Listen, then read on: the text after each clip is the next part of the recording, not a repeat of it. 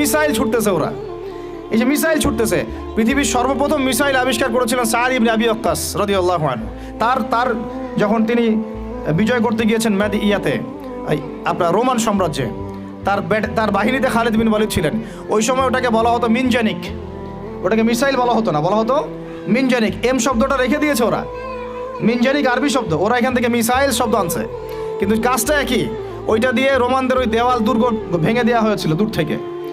আমি জাস্ট বলতে চাচ্ছি, চার খলিফার যুগে, আব্বাসীয়দের যুগে, উমাইয়াদের যুগে বিশ্বে মুসলমানরা যে প্রত্যেকটা ডিপার্টমেন্ট করে দিয়েছে, ওর উপর দাঁড়ায় আজকের এই পশ্চিমারা দাঁড়ায় আছে, এই বিশ্ব দাঁড়ায় আছে।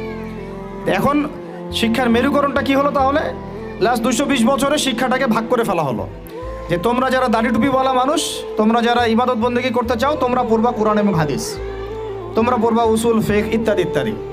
আর যারা তোমরা ডাক্তার হতে চাও, ইঞ্জিনিয়ার হতে চাও, ব্যারিস্টার হতে চাও,